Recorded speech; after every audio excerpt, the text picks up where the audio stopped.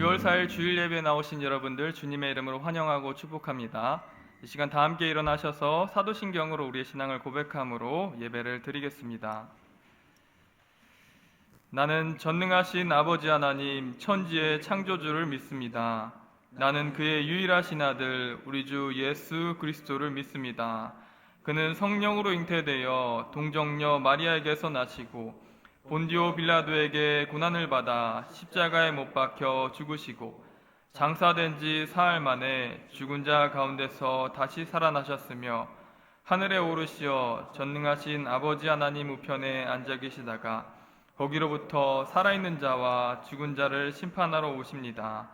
나는 성령을 믿으며 거룩한 공교회와 성도의 교제와 죄를 용서받는 것과 몸의 부활과 영생을 믿습니다. 아멘.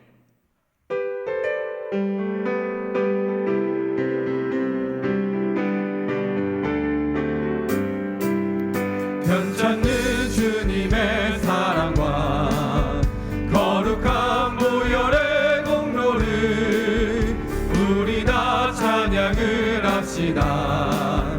주님을 만나볼 때까지 예수는 우리를 깨끗게 하시는 주시니 그의 피 우리를 눈보다 더 희게 하셨네. 우리를 깨끗게 한 피는 무궁한 생명의 물새 생명의 구원을 받은 자 하나님 찬양을 합시다.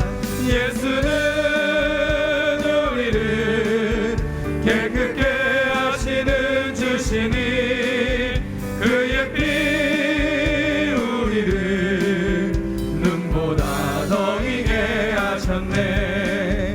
주님의 거룩한 보혈을 날마다 입으로 간증해 담대히 싸우며 나가세.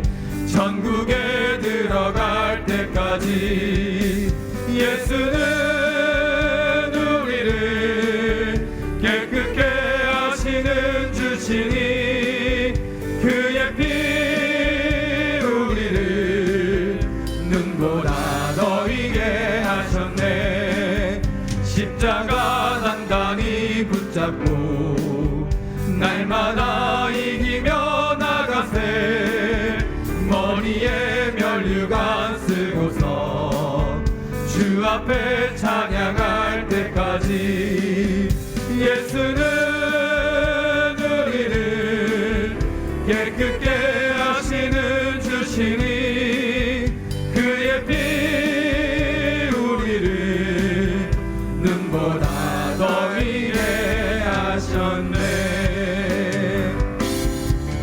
내가 주인 삼은 모든 것 내려놓고 내 주 되신 주 앞에 나가 내가 사랑했던 모든 것 내려놓고 주님만 사랑해. 내가 주인 삼은 모든 것 내려놓고 내 주 되신 주 앞에 나가 내가 사랑했던 모든 것 내려놓고 주님만 사랑해. 주 사랑 거친 풍랑에도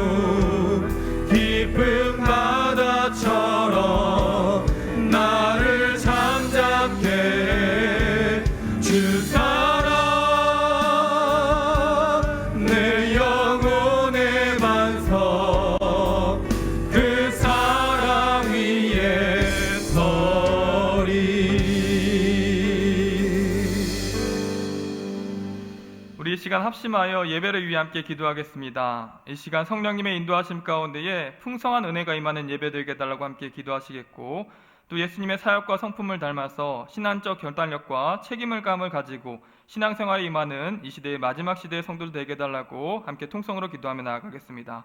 기도하시겠습니다. 하나님 아버지 은혜 주심 감사드립니다. 우리 이 시간에 예배를 위해서 함께 모이게 하시고 또 예배를 위해서 기도하게 하심을 너무나 감사드립니다. 하나님 아버지 이 시간 예배할 때에 영과 진리의 말씀을 예배하는 자들 될 수 있도록 인도하여 주시옵시고, 이 시간 성령님의 인도하심 가운데 은혜 충만하게 받는 역사 있을 수 있도록 아버지 하나님 인도하여 주시옵소서. 우리의 힘과 노력으로서 모이는 사람의 모임이 아니라 성령님께서 주관하시고 인도하신 예배 될 수 있도록 인도하여 주시옵시고, 이 시간 예배 통하여서 하나님의 마음을 알 뿐 아니라 예수님을 인격적으로 만나는 귀한 은혜 있을 수 있도록 아버지 하나님 인도하여 주시옵시고, 이 시간 함께 기도하며 나아가고 있는 우리 함께 기도 제목은 예수님의 사역과 성품을 닮아가는 저희가 되길 바람입니다. 아버지 하나님, 우리가 이 시대에 악한 것을 택하는 것이 아니라 하나님 나라의 옳은 것을 택할 수 있는 결단력을 허락하여 주시옵시고, 이 시대에 하나님의 부름받은 자들로서 책임감을 가지고 하나님의 나라를 위해서 열심으로 살아갈 수 있는 제 모두가 될 수 있도록 아버지 하나님 인도하여 주시옵시고, 선한 교수로서 저희를 축복하여 주시옵소서. 죄로 인해 죽을 수밖에 없는 연약하고 어리석은 우리를 믿음과 말씀으로 살아갈 수 있게 하신 하나님 아버지 감사드립니다. 힘들고 어려운 환경 속에서도 하나님의 약속을 의심하지 않고 오직 기도와 말씀으로 믿음이 견고해져서 하나님께 영광 돌리며 약속하신 말씀을 이루어 나가는 담대한 마음을 허락하여 주시옵소서. 오늘 이 시간 예수님의 사랑과 은혜가 얼마나 소중한지 깨닫는 예배의 시간이 될 수 있도록 성령님 우리를 인도하여 주시옵소서. 세계 민족을 위해 기도합니다. 세상을 창조하시고 모든 만물의 소유자이신 하나님 아버지, 인도 열차 충돌 사고로 인해서 300여 명의 소중한 생명을 잃고 1000여 명의 사상자가 발생되어 많은 혼란에 빠져 있습니다. 하나님께서 인도의 유정자들과 그 가정들을 불쌍히 여겨주시고 진리와 참 소망 되시는 하나님의 능력으로 마음이 치유되고 회복되는 역사가 있게 하여 주시옵소서. 아멘. 하루속히 모든 민족이 예수님의 긍휼하심과 성령님의 인도하심 가운데 세상 모든 민족의 삶이 회복되어 하나님께 영광 돌리는 그날이 속히 오게 하여 주시옵소서. 아멘. 해외 선교를 위해 수고하시는 선교사님과 함께 동역하는 가정들을 이루하여 주시고, 여러 가지 위험으로부터 영육간의 건강을 지켜주셔서 오직 하나님의 계획하신 뜻을 이루어가는데 부족함이 없도록 은혜를 더하여 주시옵소서. 아멘. 나라와 민족을 위해 기도합니다. 하나님의 계획 가운데 세워진 이 나라를 긍휼히 여겨 주시옵소서. 유정자들에게는 주님을 경외하는 지혜와 하나님의 말씀을 사모하는 마음을 주시고, 이 나라 국민 모두는 예수님의 말씀을 순종하는 마음을 허락하셔서 국민 모두가 예수님의 복음 가운데 한 마음 한 뜻이 되어 하나님께서 이 나라와 국민들에게 주신 사명을 기쁨으로 잘 감당할 수 있도록 지혜를 허락하여 주시옵소서. 아멘. 또한 주변 이웃 나라와 소통하고 협력하여 현 경제 어려움이 잘 해결되고 외교 관계가 회복되어 이 나라의 기업과 자영업자들이 즐거움으로 하나님께 영광 돌리게 하여 주시옵소서. 소망교회를 위해 기도합니다.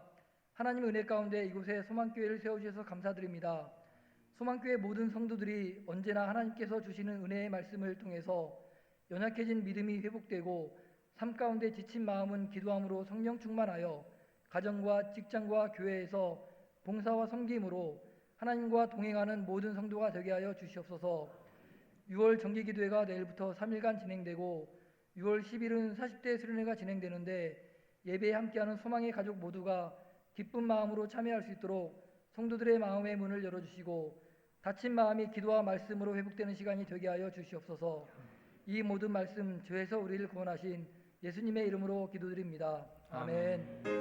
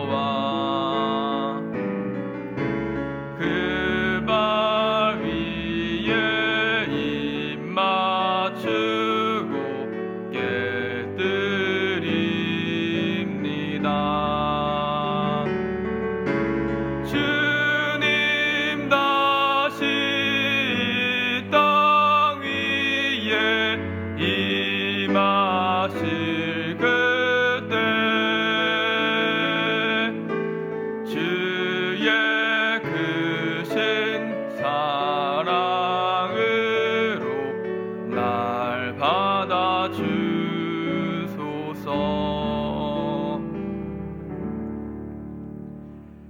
거룩하고 은혜가 많으신 하나님 아버지, 한 주간 우리의 삶을 가장 선하게 인도하여 주셨다가 주일을 맞이하여서 세상에서 가장 소중하고 위대한 자리인 예배 자리로 인도하심을 너무나도 감사드립니다. 이 시간 예배를 통하여서 오직 하나님만 영광 받아 주시옵시고, 이 예배 시간을 통하여서 나의 교만과 이기심과 나의 의가 말씀과 성령의 권능 가운데 꺾이고 하나님 앞에 꿇어 엎드려 절하는 저희가 될 수 있도록 인도하여 주시옵소서. 또한 거룩하신 하나님의 성품을 따라서 의로운 결단력과 책임감이 세워지는 역사가 있게 하여 주시옵소서. 또한 이 시간 하나님의 베풀어 주신 무한한 은혜에 감사드리며 부족하지만 11조와 주정헌금과 각종 감사헌금 등 소중한 물질을 준비하여 하나님께 헌금하였습니다. 이 구별하여 드린 예물을 기쁘게 받아 주시옵시고, 드려진 예물이 하나님의 나라와 의를 위해서 귀하게 사용받을 수 있도록 인도하여 주시옵소서. 또한 예물 드린 귀한 손길 가운데에 심는 대로 거두게 하시는 하나님의 은혜와 평강이 있기를 간절히 바랍니다. 우리의 모든 가정과 사업이 날로 번창하는 역사 있게 하여 주시옵시고, 시시때때로 필요에 따라 채우시는 하나님의 인도하심과 능력과 사랑을 따라서 늘 형통한 인생 살아갈 수 있도록 우리의 모든 가정을 인도하여 주시옵소서. 또한 각자에게 맡겨주신 귀한 사명에 감당함에 부족함이 없을 수 있도록 영적이고 물질적인 축복을 허락하여 주셔서 이 시대에 부름받은 자들로서 빛과 소금의 역할을 감당함에 부족함이 없을 수 있도록 인도하여 주시옵소서. 또한 헌금과 함께 올려드린 기도의 제목과 또 하나님의 선하신 뜻을 바라는 마음 가운데에 하나님 모두 다 그 기도 제목 가운데 응답하여 주시옵시고, 이로 말미암아 하나님의 뜻을 바라보고 또 감사 찬송 올려드리며 하나님의 길을 따라 살아갈 수 있는 거룩한 성도들 다 될 수 있도록 인도하여 주시옵소서. 예배 삶의 모든 시종을 하나님께 의탁드리오며 우리 주 예수 그리스도의 이름으로 기도드립니다. 아멘.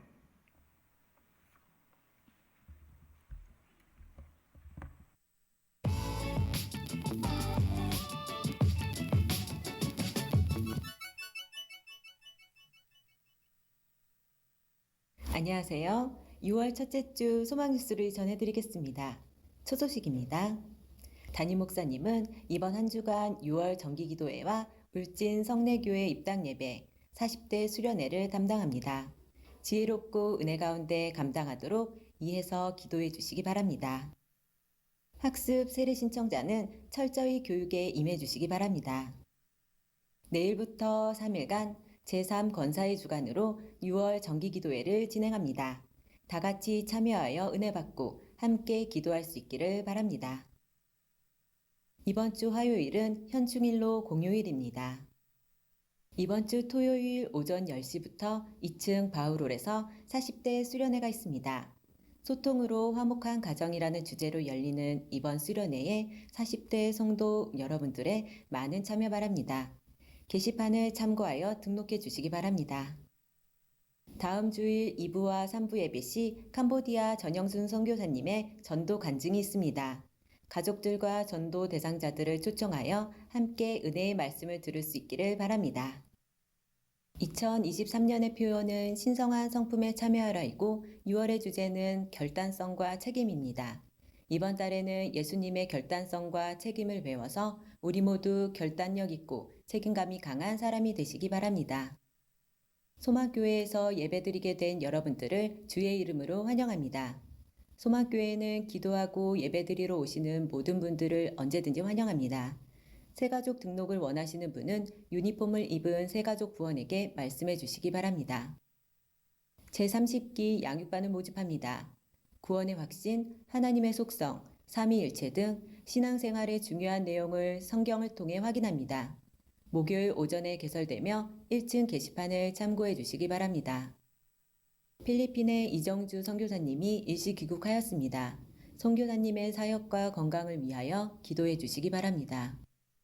본 교회에서 중직자 피택을 위하여 지난 1월부터 6월까지 신앙을 점검하는 시간을 갖고 다음 달 피택을 하기로 했습니다. 직분을 사모하는 사람들은 신앙의 모범을 보이며 기도를 준비할 수 있기를 바랍니다. 지난 5월까지 신학교 발전을 위한 1% 기부운동의 총 누계 금액은 4,086만 4,454원입니다. 감사합니다. 은혜로운 신앙생활 안내입니다. 이단과 사이비 종교에 대한 경각심을 갖습니다. 교회 밖에서 실시되는 성경 공부 또는 기도 모임을 참여하지 않습니다. 성도 가운데 그런 권유를 받을 경우 사무실로 연락해 주시기 바랍니다. 교회나 교역자들에 대하여 불평, 불만 및 부정적인 언어 사용을 자제해 주시기 바랍니다. 성도들끼리 동거래를 하지 않습니다. 교회 안에서 방문 판매, 다단계 판매, 보험 등을 판매하지 않습니다. 그 외에 성도로서 적당하지 않은 언행을 절제하여 교회 내뿐 아니라 지역사회에 덕을 끼치는 소망교회 성도들 되시기 바랍니다.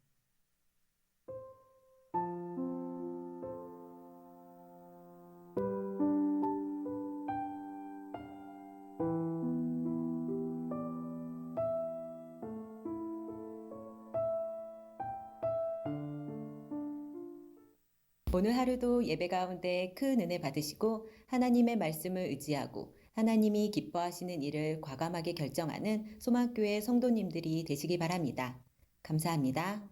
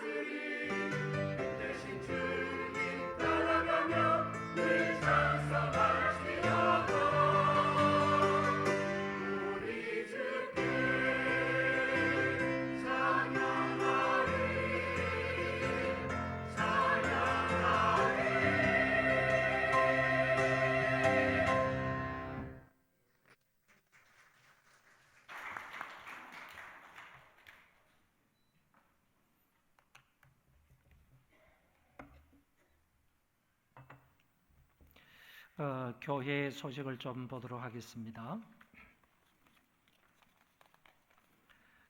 여러분들 주보 안쪽에 보시면 다음 주일에 전영손 선교사님 초청 전도 간증 집회가 있는데 2부 예배와 3부 예배 이 시간에 예배 시간 안에 전도 간증 집회가 있는 것입니다. 우리 전영손 선교사님은 국내에 있을 때 약사로 이제 근무를 하셨고, 그 다음에 한동대학의 교수로 좀 있기도 하셨고, 또 미국으로 건너가셔서 미국에서 영어도 잘 되지 않는데 미국 사람을 전도하셨고, 이런 간증들이 많이 있습니다. 물론 가족들 전도를 어떻게 했는지 이런 부분에 관한 아주 좋은 간증이 있는 분이십니다. 지금은 그 캄보디아에 부부가 다 함께 선교사로 파송이 되어 가서 선교 역할을 하시는데 지금도 역시 이제 연세가 조금 많음에도 불구하고 부부가 열심히 캄보디아에서 선교하고 있고 전도하고 있는 그런 귀한 분입니다. 모셔서 2부 예배와 3부 예배 동안 우리가 같이 하나님 말씀을 듣기를 원하는데 여러분 특별히 가족들 전도를 하시고자 하시는 분들, 내 가족들은 좀 전도해야 되겠다 이런 마음이 있으신 분들은 가족들을 모시고 나오셔서 함께 예배를 드리셔도 큰 은혜가 있을 줄 압니다. 여러분 기도하는 마음으로 적극적으로 참여해서 유익한 시간이 되시기 바랍니다. 24일을 보면 총회 교육 선교의 주관으로 유초등부 교사 세미나가 광명에 있는 함께하는 교회에서 있습니다. 유년부하고 초등부 교사들의 세미나이기 때문에 해당되는 우리 교사분들은 다 참여해서 같이 세미나를 통하여서 유익을 얻을 수 있기를 바라고, 이 세미나 기간 동안에 우리 교회가 유년부, 초등부가 상당히 모범적으로 잘하고 있다 그래가지고 우리 교회의 모범 사례를 그 세미나 동안에 발표를 하도록 되어 있습니다. 그래서 유년부, 초등부 교사들은 좀 자부심을 갖고 우리 교회가 우리 총회 안에서 그리고 한국 교회 안에서 유년부와 초등부를 어떻게 하는 것이 가장 어떻게 하는 것이 다른 교회에 영향을 줄 수 있는지 이런 부분에 관해서도 함께 공감하면서 그런 사역들을 더 힘차게 잘 해나가야 할 줄로 압니다. 꼭 우리 유년부, 초등부 교사들 참여를 할 수 있기를 바라고요. 27일에 보면 대신종합행정센터 건축을 위한 기도회 및 중간 보고회가 본 교회에서 오전 11시부터 있게 됩니다. 이거는 뭐냐 하면은 우리 교회에서 대신종합행정센터 건축을 위해서 10억 원의 헌금을 했습니다. 그래서 총 한 62억 정도를 모금을 해서 그 공사를 지금 하려고 하고 있는데, 지금까지 공사가 이제 그냥 구두로 간단하게 말씀을 드리며 지하 30평을 이제 팠고 그 다음에 1층부터 4층까지 올리기 위해서 그 지하 바닥, 1층 바닥을 이제 콘크리트를 치고 있는 상태입니다. 콘크리트를 다 치고 지금 양생을 하고 있는 기간인데, 이번 주 내에 거기에서 4층짜리 H빔이 올라가게 됩니다. 그래서 이번 주부터 이제 4층짜리 H빔이 올라가게 되면 금방 공사가 완료가 될 것 같은데, 예상은 8월 말 정도에 4층까지 건물을 다 지으려고 지금 생각을 하고 있습니다. 제가 건축위원장을 맡아 있는데 그와 같은 지금까지 모금이 얼마 정도 되었고 그 다음에 지금까지 공정이 어느 정도까지 되었는지 이런 부분에 대해서 전국의 목사님들 그리고 장로님들 이런 분들을 모셔놓고 이 자리에서 보고를 하는 겁니다. 보고를 하고 우리 또 건축을 위해서 함께 기도하는 그런 시간을 가지게 될 것인데, 27일이 평일입니다. 화요일인데 여러분들도 혹시 관심이 있고 함께 기도하기를 원하시는 분들은 얼마든지 참여할 수 있습니다. 그렇게 해서 좀 더 관심을 갖고 기도하는 가운데 이 공사가 완성이 되도록 여러분들 해주시면 감사하겠습니다. 7월 1일은 교육이 있는데 대상은 교사들 그리고 중직자들, 재직회 부장들, 각 기감장들 이런 사람들이 한꺼번에 같이 교육을 받게 됩니다. 시간을 꼭 비워두셔서 이분들 교육을 받는데 차질이 없도록 해주시기를 바라고, 모두 다 참여해서 교육을 받고 하반기에는 더욱더 교사로서 또 중직자로서 그리고 각 기관의 부장으로서 그리고 각 기관의 기관장으로서 사명을 잘 감당할 수 있도록 노력을 하시면 좋겠습니다. 하나님 말씀을 보겠습니다. 에베소서 죄송합니다. 사도행전 19장 8절부터 12절까지 제가 읽도록 하겠습니다.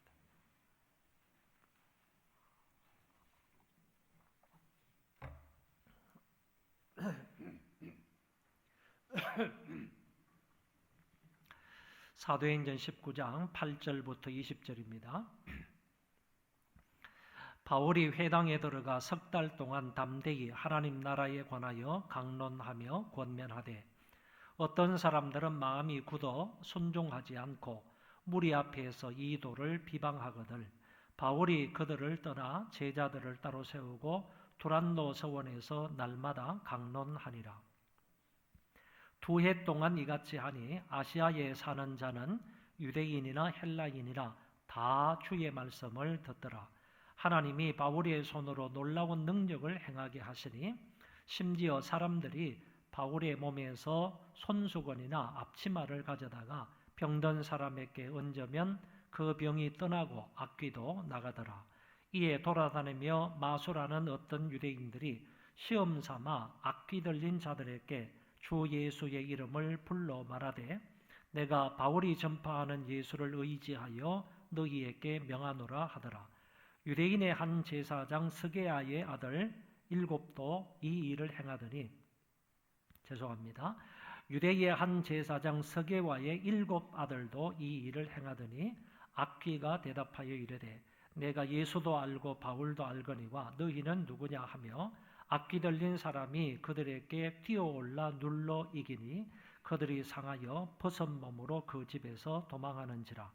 에베소에 사는 유대인과 헬라인들이 다 이 일을 알고 두려워하며 주 예수의 이름을 높이고 믿은 사람들이 많이 와서 자복하여 행한 일을 알리며 또 마술을 행하던 많은 사람이 그 책을 모아 가지고 와서 모든 사람 앞에서 불사르니 그 책값을 계산한 적 은 5만이나 되더라.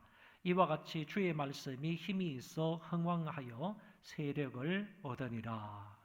아멘. 6월의 주제는 결단성과 책임입니다. 그래서 오늘 첫 주일을 맞이해서 사도행전 19장의 말씀을 근거로 해서 에베소 사람들의 결단성에 관하여서 살펴보도록 하겠습니다. 이 결단성이라는 말은 하나님의 뜻과 방법에 근거하여 어려운 결정을 내리는 능력이라 이렇게 정의할 수가 있습니다.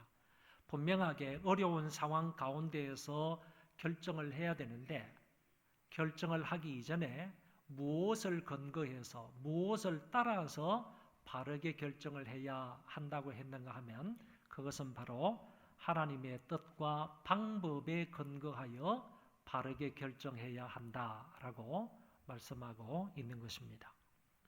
그래서 우리는 무엇을 선택하거나 아니면 어떤 일을 결정할 때 하나님의 영광과 기쁨이 되는 쪽으로 결정하는 능력을 가리켜서 결단성이라 이렇게 말합니다. 이 결단성의 반대는 바로 두 마음입니다. 두 가지 마음을 일컬어서 결단성에 반대되는 말이다 이런 얘기입니다. 두 마음은 상반된 두 의견 사이에서 오락가락하는 것을 일컫는 말입니다.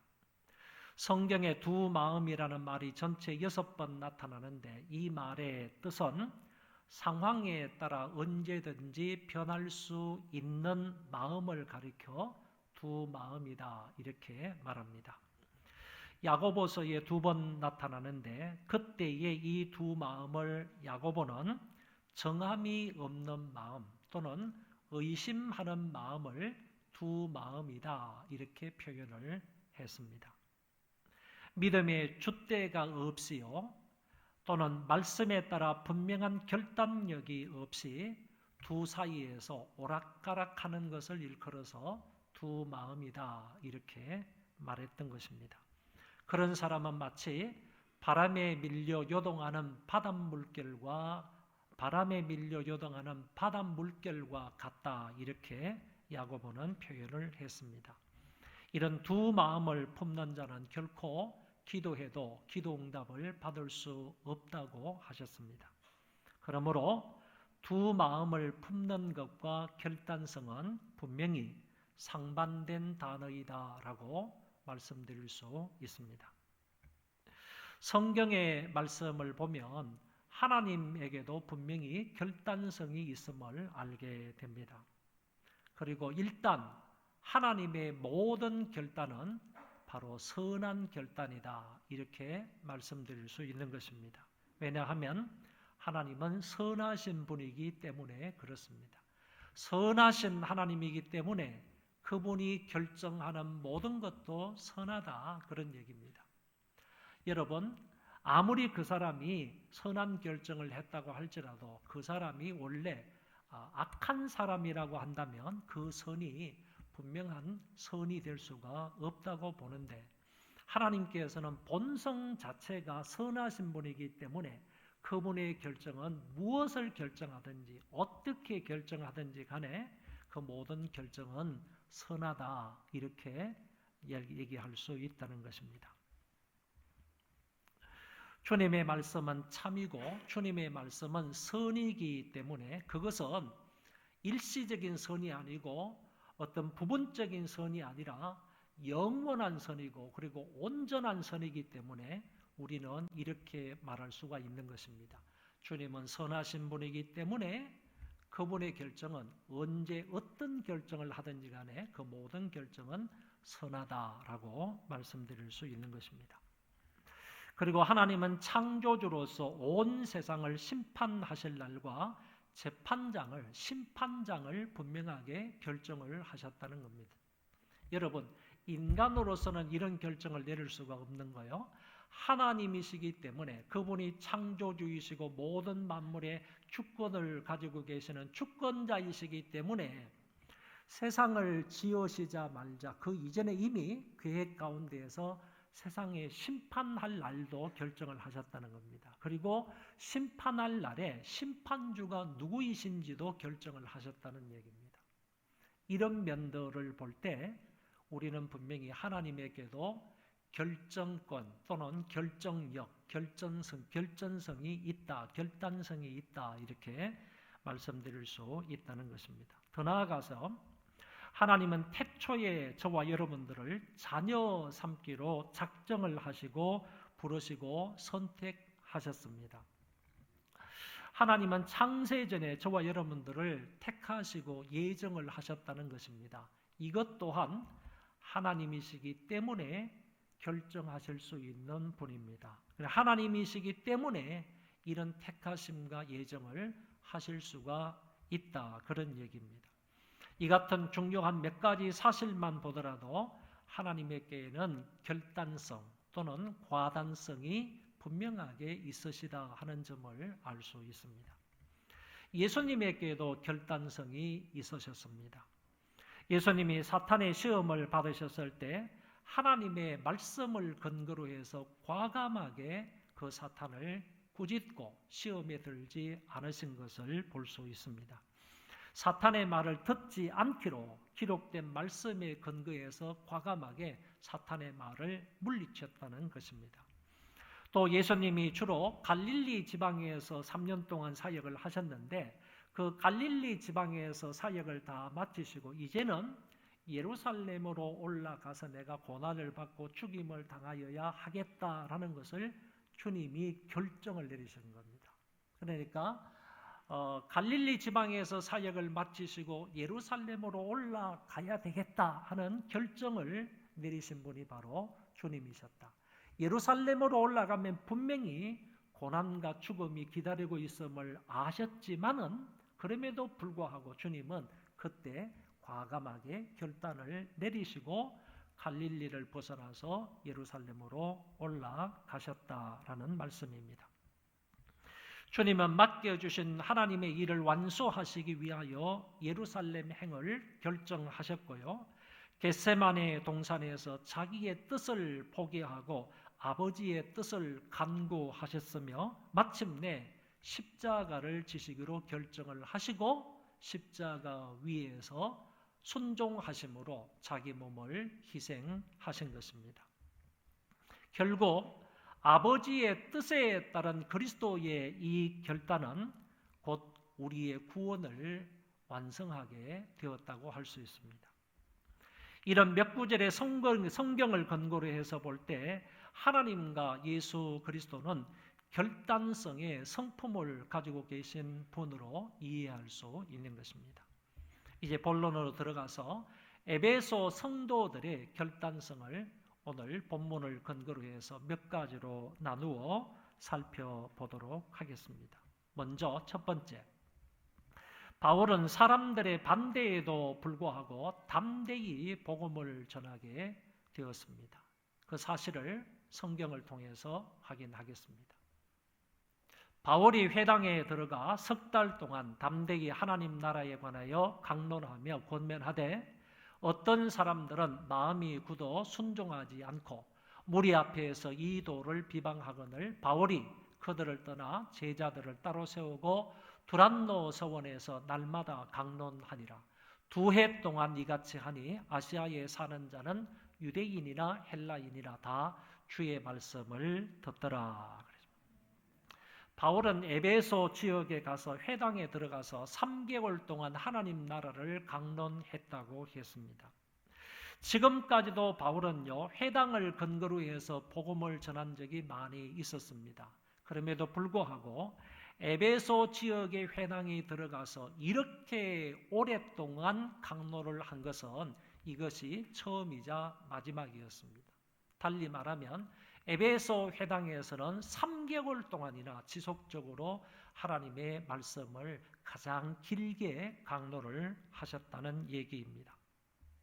이곳에서 하나님 나라를 강론하며 권면했다고 말씀하시는데 예수님의 공생애를 살펴보면 예수님도 처음부터 마지막까지 성천하시기 바로 직전까지도 하나님 나라를 가르치며 전파하셨다고 하신 것처럼 이 바울의 전파 내용도 결국에 하나님 나라가 주안점이었다 하는 점을 알 수 있습니다. 바울은 이 하나님 나라를 그들이 받아들이도록 담대하게 전하였고 또한 설득하려고 모든 노력을 동원하였습니다. 3개월 동안 전심전력을 다해서 하나님 나라를 전했지만 그 결과는 너무 초라하였습니다. 그 결과에 대한 말씀이 여기 나오는데 그들은 마음이 굳어 순종하지 않고 무리 앞에서 이 도를 비방하기까지 했다라고 했습니다. 전파되는 하나님의 말씀을 받아들이기 위해서 그들이 마음문을 활짝 열어야만 했었는데 마음을 열지 못하고 오히려 마음문을 굳게 닫아버리고 스스로 그 마음을 완악하게 했다 그런 얘기입니다. 심지어 혹자는 바울에 대하여서 적대감을 가지고 바울과 복음을 비방하기까지 했다고 했습니다. 바울은 더 이상 이제 회당을 중심으로 복음 전파하는 것을 포기하고 두란노 서원으로 장소를 옮기게 됩니다. 그래도 다행인 것은 3개월 정도 몇몇 사람을 건질 수가 있었다 하는 점을 알게 됩니다. 이 사람들, 몇몇 사람들을 데리고 이제 이 회당에서 두란노 서원으로 장소를 옮기게 되었습니다. 바울은 복음을 거부하는 완악한 자들로부터 새로 얻은 그리스도인들을 따로 구분하여 새로운 교회를 형성하게 했던 것입니다. 바울은 비록 에베소 회당에서 복음 전도의 좋은 결과를 많이 얻지는 못했고 오히려 완악한 사람들로부터 비방하는 말을 들었지만 그래도 여기에서 포기하거나 실망하지 아니하고 하나님이 기뻐하시는 쪽으로 결단을 내려서 소수의 믿는 사람들을 데리고 두란노 서원으로 가서 그곳에서 계속적으로 복음을 가르치고 선포했다는 것입니다. 한편 본문에는 기록이 없지만 서방 본문 몇몇 사본에 보면 이런 말씀이 나옵니다. 무슨 얘기인가 하면은 오늘 성경 말씀에 보면 이 바울이 두란노 서원에서 날마다 강론을 했다 이렇게 표현이 되어 있는데 어떤 사본에 다른 사본에는 보면 이 가운데 5시부터 10시까지라는 말이 첨가되어 있었다. 첨가되어 있다. 그런 얘기입니다. 그렇다면 그 첨가된 말씀을 넣어서 본문을 다시 읽으면 이렇습니다. 이 바울이 두란노 서원에서 날마다 5시부터 10시까지 하나님 말씀을 강론하였다. 이렇게 설명할 수 있다는 것입니다. 이 5시부터 10시까지가 오늘날 현대 시간으로 바꾸면 오전 11시에서 오후 4시가 됩니다. 그래서 이 시간에만 사도 바울이 두란노 서원에서 찾아오는 많은 사람들에게 하나님의 말씀을 전했다라는 얘기인데, 이 시간이 어떤 시간인가 하면은 노동자들이 휴식하는 시간이라는 겁니다. 이거를 달리 말해서 오후 휴식 시간이라고 말을 하는데, 그 나라는 대부분 굉장히 덥기 때문에, 답답하기 때문에 이 시간에 휴식 시간을 준다는 겁니다. 그래서 11시부터 시작을 해서 점심도 먹고, 그 다음에 또 오참이라고 그래서 잠을 또 자는 거예요. 잠을 좀 이렇게 자고, 그 다음에 또 사람들과 함께 교제를 하다가 오후 4시까지 휴식 시간을 거치고, 그때서 또다시 직장이나 일터에 가가지고 일을 하는, 이런 식으로 되어 있었다라는 얘기입니다. 만약에 그렇다 그러면 바울은 일하는 시간에 다른 사람들을 상대로 해가지고 복음을 가르치고 전파한 것이 아니고, 노동자들이나 상인들이나 아니면 사업을 하는 사람들이 하루에 일과 가운데에서 쉬는 시간을 이용해서 쉬는 시간에 두란노 서원으로 당신을 찾아오는 그 사람들을 대상으로 해서 복음을 전파했다, 그런 얘기가 되는 것입니다. 직장인들과 상인들과 사업가들의 휴식 시간을 이용해서 바울은 두란노 서원에서 정기적으로 매일마다 이 시간에 그들에게 하나님의 말씀을 가르쳤던 것입니다. 이곳에서 바울의 가르침은 2년 동안 계속되었고, 이러한 노력은 에베소에서 큰 결실을 얻어서 많은 교회가 생겨나게 되었습니다. 10절에 보면 대단한 결과가 이렇게 표현이 되어 있습니다. 아시아에 사는 자는 그 사람들이 유대인이든 헬라인이든 할 것 없이 다 주의 말씀을 듣더라, 이렇게 되어 있습니다. 여러분, 대단한 표현이지 않습니까? 지금 에베소 두란노 서원에서 하나님의 말씀을 전하는 것인데, 이 두란노 서원, 에베소 지역을 넘어서요, 전 아시아 사람들이, 그 사람들이 유대인이든 헬라인이든 할 것 없이 모두 다 하나님의 말씀을 들었다, 이렇게 표현하고 있기 때문에 대단한 역사가 이 두란노 서원에서 일어나게 된 것입니다. 2년 동안 바울의 열심 있는 이 사역은 조금 과장된 표현을 썼겠지만 아시아 사람들이 다 주의 말씀을 듣는 결과가 일어났습니다. 바울의 사역은 에베소 교회를 중심으로 그 주변에 많은 교회가 생겨나게 했습니다. 우리가 잘 아는 것처럼 루커스 계곡에 골로새 교회가 세워지게 되었고, 그 다음에 히에라볼리 교회가 세워지게 되었고, 라오디 교회가 세워지게 되었습니다. 그리고 나서 이 에베소 교회를 중심으로 해서 사방팔방으로 이제 교회가 번져나게 되는데, 소아시아 전 지역에 서머나 교회, 버가모 교회, 두아디라, 사대, 빌라델비아, 이런 교회들이 우죽순으로 생겨나게 된 것을 볼 수가 있습니다. 여러분, 조금 전에 회당에서 3개월 전도했을 때 사람들이 마음을 완악하게 하여 적개심을 가지고 바울을 비방했을 때, 만약에 그때 이 바울이 그런 비방과 그런 고난 때문에 낙담하고 포기를 했으면 이런 결과가 일어날 수가 있었겠습니까? 두란노를 통한 이런 대역사는 일어나지 않았을 것이라고 판단할 수 있습니다. 바울은 그때 하나님의 뜻이 무엇일까? 그런 비방의 소리를 들었을 때에도, 그런 고난과 어려움을 당했을 때도 바울은 하나님이 기뻐하시는 뜻이 무엇일까? 하나님이 기뻐하시는 일이 무엇일까? 이것을 분명하게 생각을 하고 그 가운데에서 하나님이 기뻐하시는 쪽으로 대담한 결단을 내렸다, 그런 얘기입니다. 그리하여 하나님이 주시는 많은 열매를 거둘 수 있게 되었다라고 설명할 수 있는 것입니다. 결단력을 가지고 하나님의 말씀을 붙들고 나아갔을 때 2년 만에 놀라운 결과가 일어났고 엄청난 열매가 맺어졌고, 그리고 많은 교회가 세워지게 된 것입니다. 두 번째는 하나님은 바울을 통하여 놀라운 이적을 행하셨습니다. 11절, 12절 말씀 보시면 하나님이 바울의 손으로 놀라운 능력을 행하게 하시니 심지어 사람들이 바울의 몸에서 손수건이나 앞치마를 가져다가 병든 사람에게 얹으면 그 병이 떠나고 악귀도 나가더라. 하나님은 바울을 통하여 이적을 일으키시기 시작을 하셨는데 이 이적들은요, 예수님의 제자들에게서도 찾아보기 힘든 그런 놀라운 이적이었습니다.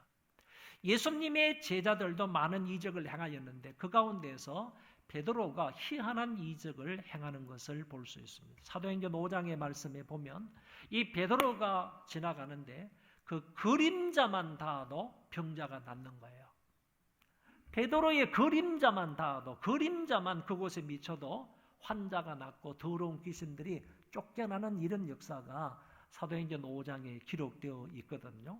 이건 참 놀라운 역사이지 않습니까? 그런데 베드로를 통한 그 이와 같은 희한한 이적이 거기에 기록이 되어 있지만은 이 베드로의 이적하고도 오늘 본문에 나오는 바울의 이적하고 비교해 볼 때 역시 차이점이 있더라라는 얘기입니다. 베드로는 같은 장소에서 역사가 일어났지만 바울은 떨어진 장소에서 역사가 일어났다는 거예요. 이 베드로는 가는 곳곳마다 그림자가 따라오면 그림자에 의해서 병자가 낫는 역사가 있었다고 성경은 말해주지만은 이 바울은 그런 것이 아니라는 거예요. 바울 몸속에 지니고 있던 그 손수건이나 아니면 앞치마 이런 것들을 다른 사람이 가져가가지고 떨어져 있는 사람 종처 위에 얹으면 그것으로 인하여서 그 사람들의 병이 낫고 더러운 귀신들이 쫓겨났다는 얘기거든요. 그러니까 이런 점에 있어서는 분명히 바울의 역사와 그리고 베드로의 이적은 차이가 있다 하는 점을 알 수 있습니다. 그럼에도 불구하고 이와 같은 이적들의 공통점이 두 가지가 있습니다. 그 공통점 하나는 하나님께서 하셨다는 겁니다. 이 모든 것들은 하나님의 주권적인 역사이지 베드로의 역사도 아니고 바울의 역사도 아니라는 겁니다. 하나님께서 단지 베드로를 사용하셨을 뿐이고 그리고 바울을 통하여서 이 역사를 하셨다는 것 뿐이지 이 역사의 주인공은 하나님이시라는 겁니다. 그리고 그림자를 통하여서 이적을 행하셨다. 이건 역시 그림자에게 어떤 능력과 어떤 그 신기한 그런 신비로운 어떤 면이 있는 것이 아니라는 얘기고 더 나아가서 바울이 행하였던 바울의 손수건이나 앞치마 여기에 어떤 능력이 있었던 것도 아니다라는 것입니다. 하나님께서 단순히 사람과 그리고 이런 물건들을 사용하셔서 이런 이적을 행하셨을 뿐이다. 이 역사, 이 이적의 주인공은 하나님이시다 하는 점을 알 수 있습니다. 그리고 또 한 가지 공통점은 영육적인 병든 자를 치료하셨다 그런 얘기입니다. 이와 같은 이적을 통하여서 육체적으로 질병에 걸린 사람만 낫게 한 것이 아니고 영혼이 병든 사람, 귀신이 들린 사람도 그 귀신이 쫓겨남으로 인하여서 생생한 사람이 되었다, 건강한 사람이 되었다 이렇게 말씀하고 있는 것입니다. 그렇기 때문에 여기에 나타나 있는 이 이적의 공통점은 하나님이 행하신 이적이다라는 점하고 곧 두 번째는 바로 이 모든 이적은 영육, 인간의 영육을 치료한 그런 이적이었다 하는 점이 공통점이라고 말할 수 있습니다. 미신과 추술이 범람한 이 도시에서 하나님은요 바울을 통하여서 이런 놀라운 역사를 행하셨던 것입니다. 이런 희한한 능력이 나타나게 되자 이것을 보았던 유대 마술사들이 똑같은 이적을 행하려고 바울의 행동을 모방하는 것을 볼 수가 있습니다. 이게 13절 말씀인데 이에 돌아다니며 마술하는 어떤 유대인들이 여러분 성경에 보면 유대인들이 마술을 행한다, 유대인들이 어떤 추수를 행한다 그러면 돌에 맞아 죽게 되어 있습니다. 그 사람들이 있으면 돌을 쳐가지고 돌로 쳐서 그 사람을 죽이게 되어 있습니다. 유대 율법에. 그렇지만은 이 사람들이 죽지 아니하고 이렇게 돌아다니면서 이런 활동을 하는 것을 보니까 유대를 떠나서 이방 세계에서 이 사람들이 이루고 있다 하는 점을 알 수가 있는 거죠. 만약에 이 사람들이 유대 땅에서 이와 같은 짓을 했다고 한다면 유대인들로부터 분명히 돌에 맞아서 죽었을 겁니다. 지금은 유대 땅이 아니라 이방 땅이었던 에베소 지역입니다. 에베소 지역. 아시아 끝자락에 있는 항구 도시인 이 에베소 지역에 그나마도 에베소 지역에 많은 사람들이 주소를 행하고 있고 이런 무당 비슷한 이런 신들린 사람들의 행동을 하고 있기 때문에 그런 곳에서 돌아다니면서 마술을 행하는 어떤 유대인들이 있었다는 거예요. 하나님에 대한 신앙만 가지고 있어야 할 이 사람들이 마술을 행하는 사람들이 있었다는 거예요. 시험 삼아 악기 들린 자들에게, 귀신 들린 자들에게 주 예수의 이름을 불러 말하되 내가 바울이 전파하는 예수를 의지하여 너희에게 명하노라 하더라. 바울이 예수 그리스도의 이름으로 더러운 귀신을 쫓아냈을 때 이 사람들이 그것을 보고 난 이후에 자기들도 바울의 행위를 모방하는 겁니다. 예수의 이름으로 악귀야 이 더러운 귀신아 물러가라 이렇게 명하였지만은 결론은 그 귀신이 떠나가지 않았다 하는 얘기입니다. 더 나아가서요, 이제 어떤 사람이 나오느냐 하면은 제사장 스게야의 7 아들에 대한 기사가 나옵니다. 이 구절에 문제가 있습니다. 오늘 우리가 읽은 이 성경에 보면 유대의 한 제사장 스게야의 7 아들 이렇게 나오는데 헬라 원문 성경은 그냥 제사장이 아니라 대제사장으로 나옵니다.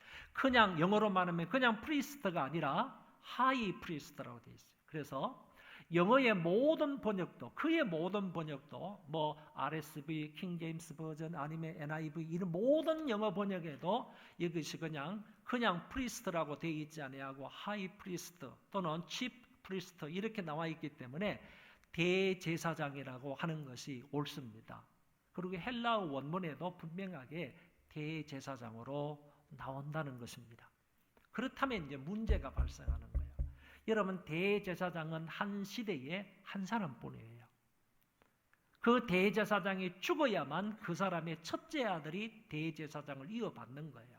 그렇기 때문에 대제사장이 2명이 있었던 시절이 성경에 보면 나오는데 이게 다 불법이라는 거예요. 불법. 잘못된 거라는 거예요. 옳지 않은 거라는 겁니다. 그리고 대제사장은 항상 어디에 살아야 되는가 하면은 예루살렘 성전 근방에 살아야 돼요. 유대 땅 예루살렘에 살아야 된단 말이죠. 그런데 이 사람은 지금 어디 있습니까? 이 사람은 지금 어디 있느냐 하면은 대제사장 스게와라는 그 사람은 지금 에베소에 있는 거예요. 그리고 무슨 짓을 하고 있는 겁니까? 바울을 모방해가지고 귀신을 쫓아내는 일을 하고 있는 거예요. 더러운 귀신을 쫓아내는 일을 하고 있으니까 도대체 이 사람이 진짜 대제사장 스게야의 아들 7인가 하는 점을 이제 조사를 해봐야 되는 거죠. 결론적인 것은 뭐냐 하면은 이런 가짜 스게야의 이름을 도용해서 스게야의 이름을 내세워서 가짜 대제사장의 가문이라고 말했던 그런 사람들이 이 당시에 에베소에 있었다는 거예요. 가짜예요. 거짓말로 이러는 사람이 있었다는 거예요. 이게 가짜인지를 어떻게 알 수가 있는가라고 하면 대제사장의 가문을 쭉 계보를 조사를 해보니까 스게야라는 이름이 나오는 자가 없다는 거예요. 스게야 대제사장인 사람이 없다는 거예요. 그것을 보아서 확인할 수 있는 것은 이 사람은 가짜다 이거지. 가짜이다. 거짓이다. 그래서 가짜 이름을 이렇게 대제사장 스게야의 7 아들이라는 그런 명칭을 붙임으로 인하여서 유대인들로부터 관심을 갖게 되고 신임을 얻기 위해서 이런 이름을 붙여서 이런 귀신을 쫓아내는 이런 행동을 했지 않았겠는가 이렇게 보여진다는 겁니다. 아들도 7 아들도 이 일을 행하니 아들도 많았죠. 7 아들이라 그랬으니까 이 일을 행하더니 악귀가 대답하여 그러니까 먼저 그랬다는 거죠. 예수 이름으로 더러운 귀신아 나가라 이렇게 말을 했다는 거죠. 그랬더니 그 귀신이 대답해서 말하기를 내가 예수도 알고 바울도 아는데 너는 누구냐 이렇게 말하는 거예요. 내가 여러분 귀신이 주님을 알잖아요. 그렇죠? 귀신이 사람도 분명히 알잖아요. 그래서 내가 주님도 알고 예수도 알고 바울도 아는데 나에게 나가라고 말하는 너는 누구냐 이거지. 누구냐. 스게야의 7 아들에 대해서 이렇게 말한 너는 누구냐 하며 악귀 들린 사람이 그러니까 악귀 들린 사람이고 앞에는 악귀가 그랬잖아요. 악귀가 대답했는데 뒤에는 악귀 들린 사람이잖아요. 통일시하고 있는 거요. 악귀 들린 사람이 그들에게 뛰어올라 눌러 이기니 악귀 들린 사람이 여기는 복수예요. 복수. 복수가 그들에게 7명의 아들에게 동시에 그냥 같이 덮어버린 거예요. 이기니 눌러 이기니 그들이 상하여 벗은 몸으로 그 집에서 도망하는지라 그랬습니다. 여러분, 악기를 쫓아내려다가요, 도로 악기에 눌린 거예요. 악기를 쫓아내려다가 자기가 악기에게 짓밟히는 거예요. 그리고 옷이 다 찢어진 것 같아요. 그래서 벗은 몸으로 도망하는 거예요. 자기 몸이 상했다 그랬습니다. 이 악기가 악기 들린 사람이 그냥 막 눌러버리니까 이렇게 되어버렸다 하는 점을 여기에서 말씀해 주고 있습니다. 여러분, 이런 면들을 볼 때에 악기를 쫓아낸 것이 아니라 오히려 악기에 들려서요, 자기 몸을 상하게 되고, 그리고 부끄러운 그런 모습으로 도망가는 이런 것을 성경에 기록하고 있습니다. 그러나 바울의 이적을 보고요, 이런 나쁜 반응들만 있었던 것은 아닙니다. 17절, 18절 이 말씀에 보면 좀 더 우호적인 좋은 반응도 일어났습니다. 에베소에 사는 유대인과 헬라인들이 다 이 일을 알고, 이제 에베소에 사는 사람들이 이제 바울의 이적도 다 이제 보고 알고 이렇게 듣고 그랬습니다. 그리고 뿐만 아니라 이렇게 잘못된 사람들의 어떤 그런 행동들도 이제 들어서 알았습니다. 헬라인들이 다 이 일을 알고 두려워하며 주 예수의 이름을 높이고 믿은 사람들이 많이 와서 자복하여 행한 일을 알리며, 두 가지죠. 이 좋은 반응을 보인 사람이 어떤 반응을 보였느냐면, 첫 번째는 두려워하면서 예수의 이름을 높이게 됐던 겁니다. 그리고 믿은 사람들이 많이 와가지고요, 자기들의 죄를 자복했다라고 회개했다, 이런 점들을 여기에서 말씀을 하셨습니다. 세 번째로 넘어가세요.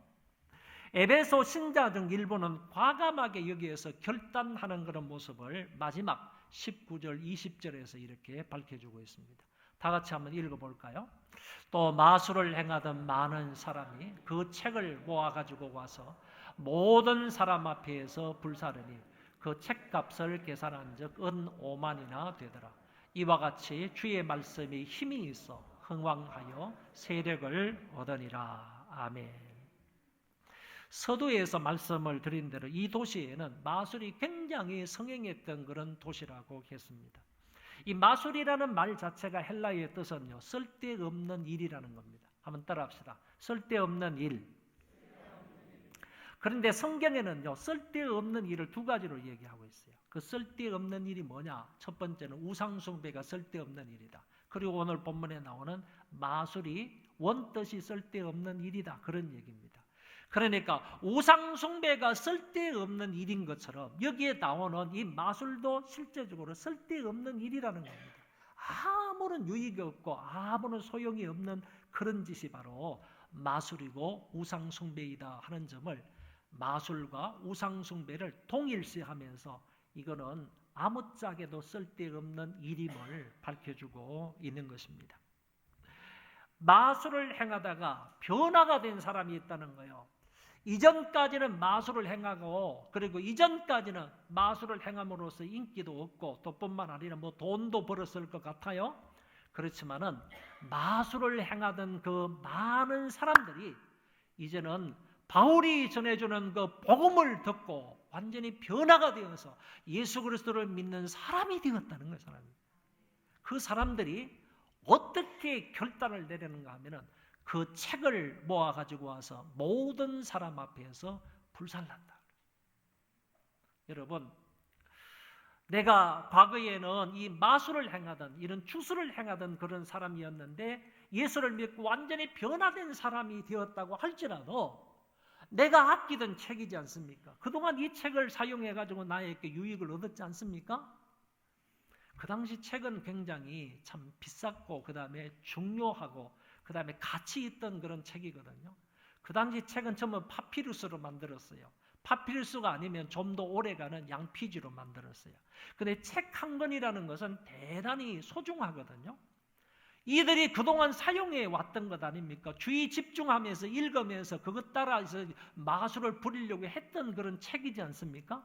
상당히 중요한 가치 있는 책인데 그 책을 공중 앞에서, 보세요, 모든 사람 앞에서 불살랐다는 겁니다. 공개적으로 불살른 거예요. 이거를 책을 다 모아가지고 어떤 저장고 아니면 뭐 창고에 쌓아둔 게 아닙니다. 보관해 둔 게 아니에요. 다른 사람에게, 필요한 사람에게 판 것도 아니에요. 이거는 그냥 완전히 그냥 모아가지고 불태워버린 겁니다. 왜 불태워버렸느냐라고 하면요, 이 사람들의 결단성입니다. 어떤 가치를, 어떤 대가를 치르더라도요, 다시는 우리가 이런 것에 관심 갖지 않겠다는 거예요. 이런 것을 잘라버리는 거예요. 다시는 이런 쪽으로 돌아가지 않겠다는 거예요. 이제 이곳에서 살다가 예수 믿는 사람, 예수 그리스도의 제자로 변화가 되었는데, 앞으로는 이곳에 주의하고 집중해서 여기에 관심을 갖고 살아가야 할 사람이 이제 다시 옛날의 그 습관으로 돌아가지 않겠다는 겁니다. 주술하고 마술하는 이 일로 돌아가지 않겠다는 거예요. 그런 의미로 과감한 결단의 의지를 불태워버리는 것으로 공개적으로 사람들에게 보이는 거예요.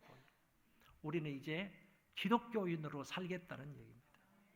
이런 것을 버리고요, 헛된 것, 쓸모없는 이와 같은 일들을 이제 과감하게 버리고 포기하고요, 이제는 한 사람의 그리스도인으로 살겠다.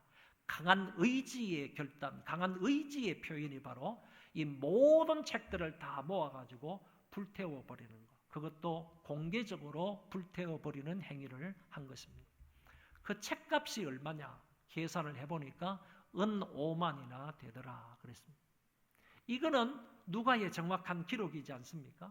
그러면 은 5만이 되는데 현대은으로, 이 당시 에베소 사람들은 헬라 문화권이나 로마 문화권 속에 살았기 때문에 화폐에 단위는 주로 드라크마와 데나리온을 썼습니다. 드라크마라 데나리온은 가치가 거의 다 비슷합니다. 한 드라크마는 거의 한 데나리온으로 이렇게 이해할 수 있습니다. 이 은 5만 정도 된다라고 했을 때 현대어로, 오늘 우리나라 상황으로서 돈 계산을 해본 사람이 있어요. 주석가가 이렇게 밝혀주고 있습니다. 이거는 137명이 1년 동안 365일 동안 한 번도 하루도 쉬지 아니하고 일한 사람의 노동자 대가다 이렇게 말했습니다. 그러면 137명 곱하기 365이라고 360 곱하기 우리는 한 시간에 10,000원이라고 잡고요. 그러면 하루에 8시간씩 일을 하면 8만 원이지 않습니까? 그럼 137 곱하기 365 곱하기 8만 원 하면 이게 은 5만의 가치가 오래 나오는 거예요. 언뜻 계산하면 얼마가 되겠습니까? 제가 계산해 보니까 40억이에요. 40억. 그러니까 현대 가치로 따져도요, 이거는 굉장한 돈이 아닐 수가 없습니다. 엄청난 돈이에요. 은 5만에 해당하는 그 책을 한꺼번에 그냥 불태워 없앴다라는 얘기거든요. 여러분, 이 결단을 에베소 성도들이 했다는 거예요. 에베소 성도들이 과감하게 이 결단을 한 거예요. 한꺼번에 40억 원의 가치 있는 그런 책들을 날리는 거잖아요. 한꺼번에 이 모든 것들을 불태워버리는 거잖아요. 이럴 수가 있겠습니까? 그래서 과감하게 결단을 하는 거예요. 이런 것을 볼 때에 당시 에베소에 미신이나 마술이 얼마나 극심했는가, 얼마나 성행했는가 하는 점을 우리가 알 수 있습니다.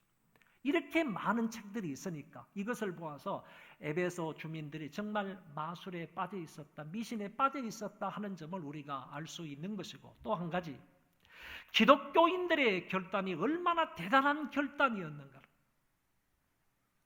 예수를 믿고 변화가 되어서 한 사람의 그리스도인, 한 사람의 예수 그리스도의 제자가 되었을 때 그 사람들이 모여서 결단한 것이 얼마나 위대한 결단인가 하는 점을 40억이라는 돈을 생각하면 우리가 쉽게 이해할 수가 있을 것 같습니다. 에베소 신자들이 이런 옳은 일을 단호하게 결정을 했을 때 어떤 결과가 그 뒤에 따라왔겠습니까? 그 뒤에 나타난 결과가 한마디로 이렇게 적혀 있습니다. 주의 말씀이 힘이 있어 흥왕하여 세력을 얻으니라. 한번 다 같이 읽어보겠습니다. 시작.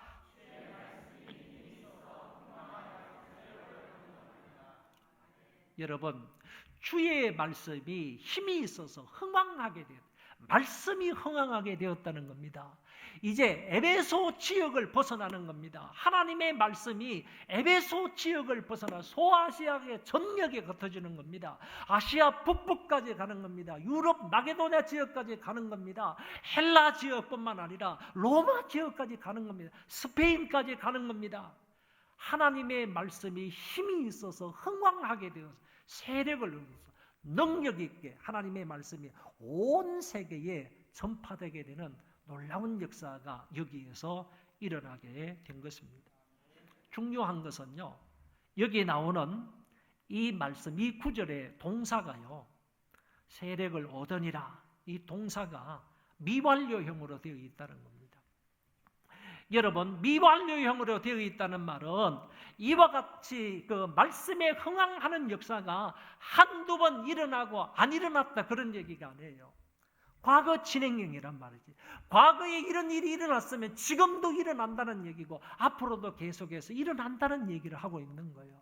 그러니까 말씀이 흥황하는 이런 역사가요, 에베소 지역에서 한두 번 일어났다가 사그라진 것이 아니라, 끝난 것이 아니라 계속해서 지속적으로 말씀의 흥황함과 그리고 뿐만 아니라 이 말씀의 세력이 일어났다 하는 점을 이렇게 밝혀주고 있습니다. 이것을 통하여서요, 많은 사람들이 회개하고 하나님 앞으로 돌아오는 그런 역사가 기록이 되어져 있는 것입니다. 이 부분을 정리하면 이런 겁니다. 바울의 결단성의 결과는요, 온 아시아 사람들이 말씀을 듣고 믿음으로 곳곳에 교회를 세우게 된 것을 볼 수 있고요. 아울러 에베소 성도들의 결단의 결과는요, 주의 말씀이 흥왕하게 되었다는 것, 그리고 말씀이 들어가는 곳곳마다 사람들이 변화가 되고 회개해서 하나님 앞에 돌아오게 되는 역사가 일어났다는 점입니다. 이처럼 하나님의 뜻이나 하나님의 말씀에 근거한 분명한 결단은 하나님이 그 결론을 되게 좋게 만들어 주시는 겁니다. 좋은 결과를 그 사람에게 만들어 주신다 하는 점을 볼 수 있습니다. 마지막으로 간단하게요, 그러면 어떻게 해야 우리가 이런 올바른 결단을 할 수 있겠는가? 세 가지만 말씀을 드리면, 먼저는 하나님 말씀에 주의 경청해야 됩니다. 하나님의 말씀을 주의 깊게 잘 듣고 그 말씀에 경청을 해야 하나님 말씀을 통하여서 바른 결정을 할 수 있다는 거예요. 우리가 하나님의 말씀을 알아야 하나님의 뜻이 무엇인지를 알게 되는 거 아닙니까? 우리가 하나님의 말씀을 주의 깊게 잘 알아야 하나님이 기뻐하시는 것이 무엇인지 알 수 있는 거 아닙니까? 하나님의 말씀을 주의 깊게 잘 들어야요, 어느 길이 바른 길인지 어느 길이 그런 길인지를 알게 되는 거 아닙니까? 어느 길이 좁은 길이고 어느 길이 넓은 길인지를 알 수 있게 되는 것 아니겠어요? 그럴 때 하나님의 말씀을 통하여서 바른 길을, 좁은 길을 선택할 수 있는 능력이 생긴다는 거예요. 그래서 바른 길을 잘 선택하기 위해서는요, 저와 여러분들이 하나님 말씀을 주의하는 것이 필요하다. 두 번째는요, 하나님 앞에 엎드려서 간절함으로 기도해야 됩니다. 우리가 하나님의 뜻이 무엇인지를 기도해야 되는 것이고, 분별력을 달라고 기도해야 되는 것이고, 이런 결단성을 달라고 기도해야 되는 거예요. 그 기도 응답으로 인하여서 오늘 저와 여러분이 바른 길을 선택할 수 있게 된다는 것입니다. 세 번째는 성령의 인도를 받아야 됩니다. 우리 안에 전부 다 하나님의 성령께서 함께 하십니다. 믿는 사람에게 하나님께서 성령을 선물로 주시는 거예요.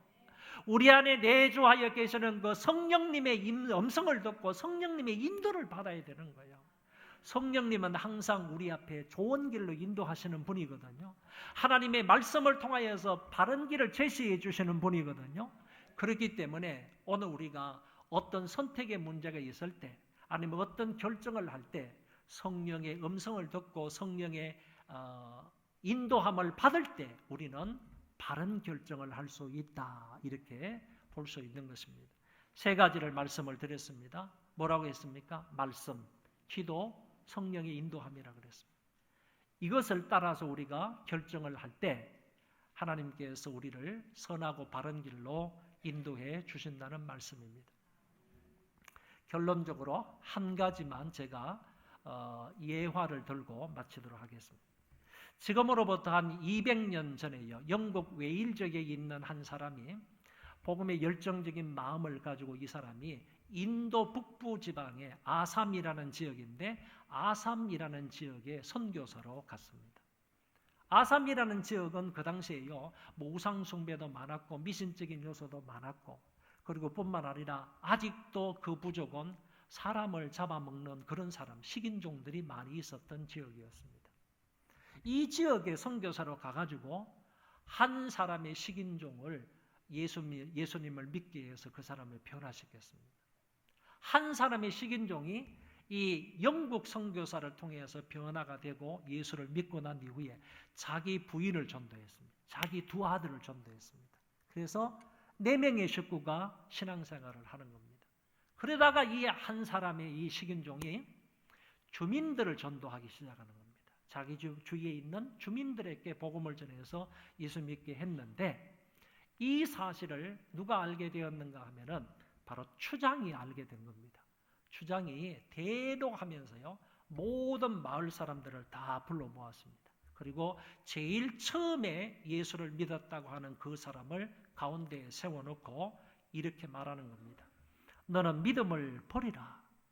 믿음을 버리지 않으면 너는 죽는다. 이렇게 말했습니다.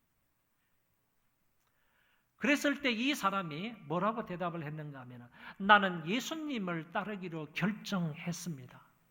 뒤돌아가지 않겠습니다. 단호하게 이런 대답을 하니까 이미 준비해 두었던 궁사를 시켜서 그 집에 두 아들을 활을 쏘아서 죽입니다.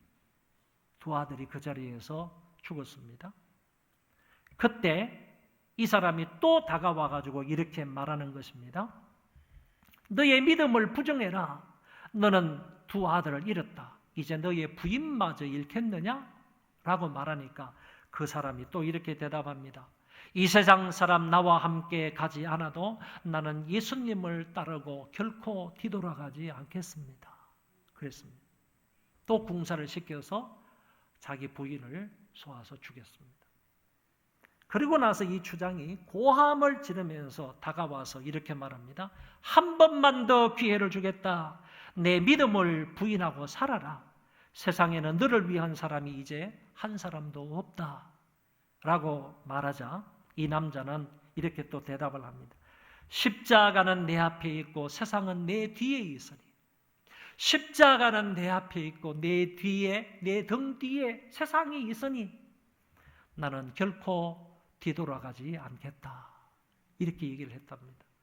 앞에는 십자가가 있고 내 등 뒤에는 세상이 있지만 나는 십자가를 향해서 가는 이 걸음을 멈추지 아니하고 결코 뒤돌아가지 않겠다. 세상을 향해 살지 않겠다라고 말을 했을 때 또 궁사에 의해서 결국 이 남자는 죽임을 당하였습니다.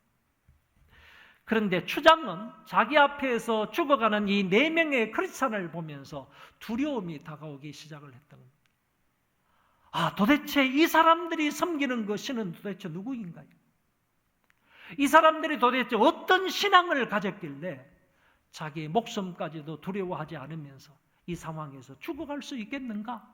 이런 생각을 하다가 갑자기 이 사람이 사람들 앞에서 이런 고백을 합니다. 나도 예수 그리스도를 따르겠습니다. 나도 예수 그리스도를 따르겠습니다. 많은 사람들이 이 말에 큰 감동을 받았습니다. 모든 마을 사람들도 이 추장의 말을 따라서 마을 사람 전체가 순간적으로 예수님을 믿겠다고 돌아선 겁니다. 한 식인종의 결단성이 많은 사람을 구원하는 계기가 되었다라는 얘기입니다.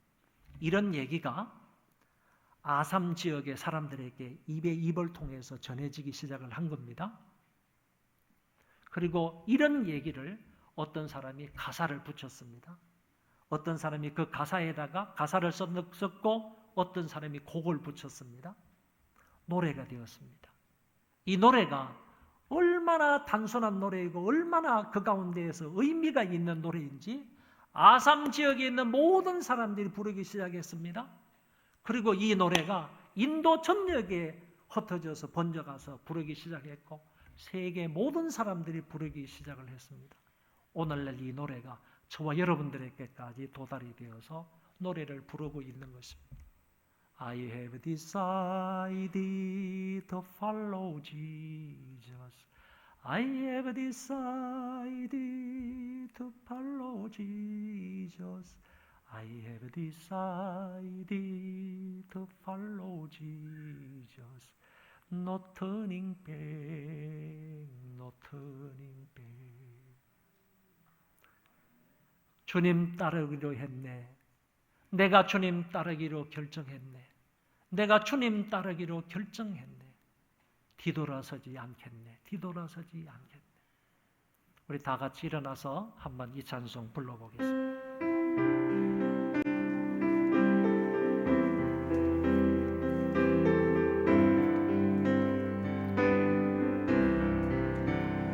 주님 뜻대로 살기로 했네. 주님 뜻대로 살기로 했네. 주님 뜻대로 살기로 했네. 뒤돌아서지 않겠네. 이 세상 사람 날 몰라줘도 이 세상 사람 날 몰라줘도 이 세상 사람 날 몰라줘도 뒤돌아서지 않겠네. 세상 덩치고 십자가 보네. 세상 덩치고 십자가 보네. 세상 덩치고 십자가 보네. 뒤돌아서지 않겠네.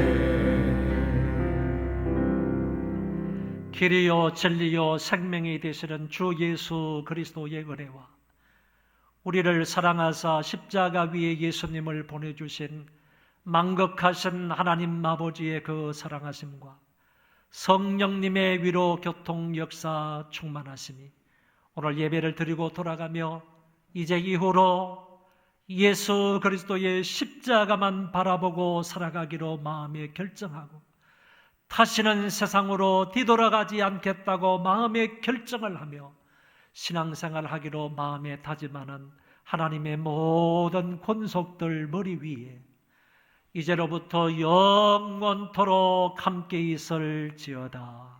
아멘.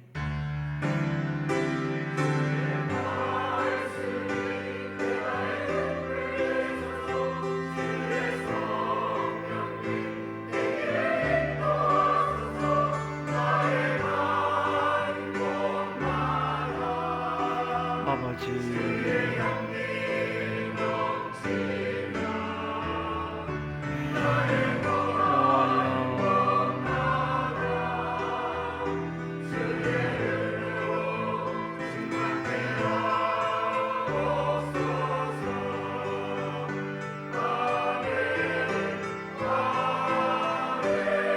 아버지